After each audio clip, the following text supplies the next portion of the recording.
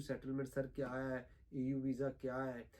EU settlement उन लोगों के लिए था जो लोग यहाँ पे दिसंबर 2020 31 दिसंबर 2020 से पहले यहाँ मौजूद थे, वो यहाँ पे सेटल थे, लेकिन वो ईयू नेशनल थे या उनके वो अजीज़ो अकारब थे, यानी कि उनके रिश्तेदार थे या उनके क्लोज फैमिली मेंबर थे या उनके फैमिली मेंबर थे। वो 31 दिसंबर 2020 की डेडलाइन गुजर गई, तो उन्होंने कहा कि भाई आप अभी भी अप्लाई कर सकते हो if you have a reason कि why you couldn't apply that time at that time।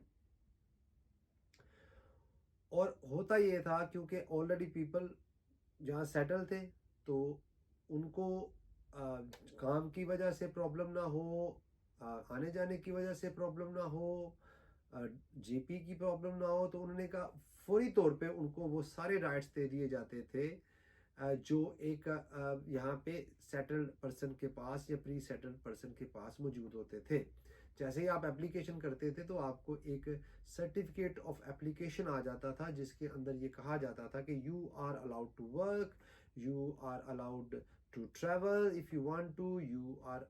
लेकिन ये प्रिजम्पशन ये थी उस एप्लीकेशन की, प्रिज्यूम ये किया जाता था कि वो यहाँ पे सेटल्ड पर्सन है।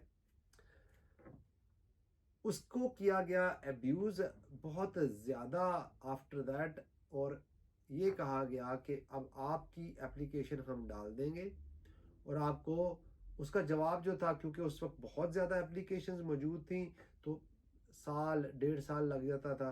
तो अब उन लोगों ने, कुछ लोगों ने इसका उठाया फ़ायदा और कहा कि भाई एक ओवरस्टेयर है यहाँ पे जिसके पास कोई स्टेटस नहीं है, उसको कहा कि भाई मैं तुझे जो है 18 महीने का वर्क परमिट दिलवा दूंगा। That was a lie, that is a lie. He can't, वो नहीं दिलवा सकता उसको। तो उसको उसने उसकी एप्लीकेशन, क्योंकि एप्लीकेशन फ्री थी, पहले 60 पाउंड था, उसके बाद फ्री हो गई, तो उसने उसका एप्लीकेशन जो है फाइल कर दिया। जैसे ही उसने फाइल किया उसके पास आ गया राइट टू वर्क। तो उस वक्त तो ये चलता रहा, लेकिन अब ये नहीं होता, अब चीज़ें बदल चुकी हैं। अब ये होता है कि अगर आप ईयू नेशनल हो तो आपको ज़रूर अप्लाई करो।